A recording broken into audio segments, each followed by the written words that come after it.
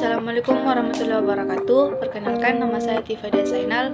Asal sekolah saya SMA Negeri 2 Nrekang, asal daerah Luwu. Di sini saya akan menjelaskan permasalahan perikanan dan kelautan di Indonesia. Negara kita tercinta Indonesia adalah negara kepulauan terbesar di dunia karena memiliki luas laut dan jumlah pulau yang besar. Dengan luasnya laut Indonesia membuat negeri kita memiliki potensi kekayaan yang begitu melimpah. Bermacam-macam jenis flora fauna air di Indonesia membuat negeri ini semakin indah. Kekayaan alam laut Indonesia sangat berpotensi untuk mensejahterakan rakyat Indonesia. Tapi kita sangat sedih dan terpukul ketika kekayaan alam kita dicuri oleh bangsa lain. Seakan-akan kita tidak mampu berbuat apapun. Kita menjadi lemah dan dipandang sebagai budak oleh bangsa lain. Kekayaan yang kita miliki yang seharusnya milik rakyat Indonesia justru diperuntukkan bagi bangsa-bangsa lain yang tertawa melihat kesusahan rakyat Indonesia.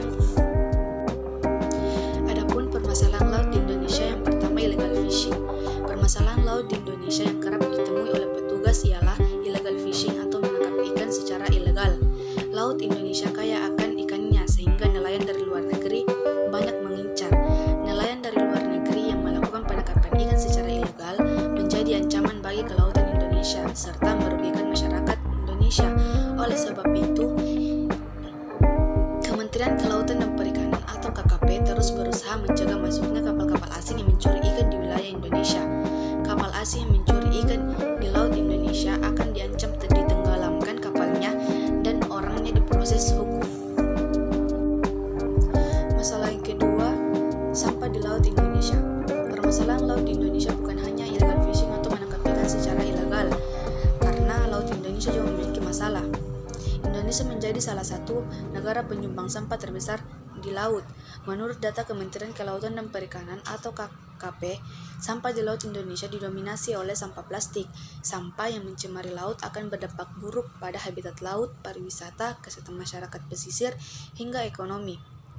Selain itu, laut banyak tercemar sampah plastik dan logam yang lama proses penguraiannya yaitu 50-400 tahun. Adapun masalah yang ketiga itu menangkap ikan dengan merusak. Permasalahan laut Indonesia selanjutnya ialah penangkapan ikan dengan merusak. Pencari ikan dengan cara merusak kerap terjadi di wilayah laut Indonesia yang sangat berbahaya untuk ekosistem laut. Penangkapan ikan dengan cara merusak seperti menggunakan bom dan pukat harimau. Cara tersebut bisa merusak ekosistem laut, bahkan akan merusak lingkungan laut. Lalu, permasalahan yang terpenting dan tak disadari perannya ialah kesadaran masyarakat terhadap potensi perikanan dan kelautan yang masih kecil. Masyarakat belum terlalu tertarik terhadap perikanan dan kelautan Indonesia.